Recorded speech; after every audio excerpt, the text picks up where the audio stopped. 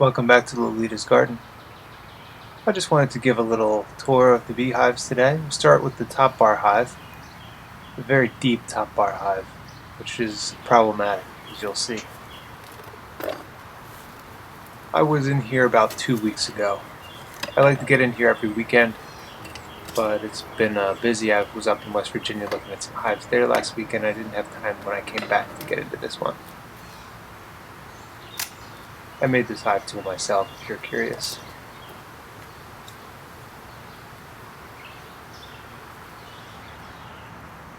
First thing I notice is that a bar of honeycomb has fallen off because of the comb guide, the style of the comb guide that I used when I built the top bars. Since moved away from these, and now I'm using the wedge style. I find this to be a far more efficient way because it's glued and nailed. It's not going to slide out of there. My bees are storing honey very well this season. I have about 6 bars with a good supply of capped honey on them. These bars are close to 18 inches deep at the greatest depth. That one was nearly 10 inches. You can see they have already started building on the fallen bar to replace the comb.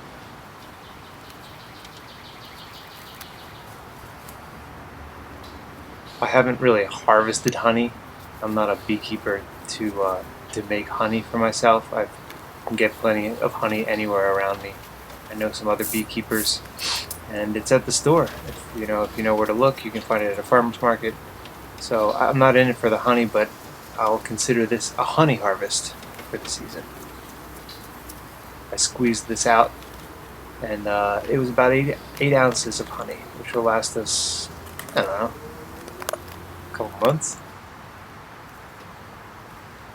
Actually, I misspoke. This is the bar where the honeycomb has fallen off. And since the comb guide is gone now, I'm just going to go ahead and put this bar aside, and I'll repair it later with a wedge style top bar guide. One of the reasons I hate getting into the hive and going through the whole thing during the hot summer is that these combs become so heavy as a result of all the honey, and I cut them away from the side. It puts a great deal of stress on the attachment of the wax at the top of the bar. So what I'm in the hive for today is just sort of holy turd. You said it, buddy. Is just sort of see that the queen is laying well in a good pattern, and that things seem to be going well in the brood chamber. That's my main concern today. I know they're storing really well. Since I've seen that, I want to close up and leave the rest of that honey for them to restore. Let's move on to the AZ hive. This is a Drebbyville AZ hive. It's 3 chambers, same size as Langstroth Deeps. Each chamber there, 3 doors. This came from a package earlier in the spring. I think I installed them near the end of April, and they seem to be storing great too. This was maybe 1 month old bar that was empty. There's Her Majesty. Once I see her, I'm pretty much happy with what I've got. If she's laying well.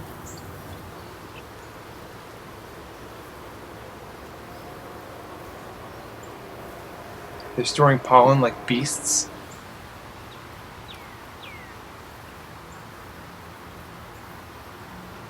And she seems to be laying in a very good pattern. So I'm satisfied with what I see in this hive. Yes. Now, they're extending into the bottom. You can see that. I put some frames down here with wax comb guides at the top, and they're starting to build those out. I put this 1 bar here, which was actually from top. I replaced it with this frame here. So I put this one at the bottom to give them a guide to build against so that they didn't get all crazy. And that's it. This is a really nice hive. I really enjoy the AZ style. It's just so laid back. You just kind of pop it open and the bees don't even know you're there. Thanks for watching. Please visit one of these other videos for your enjoyment of watching. Gracias.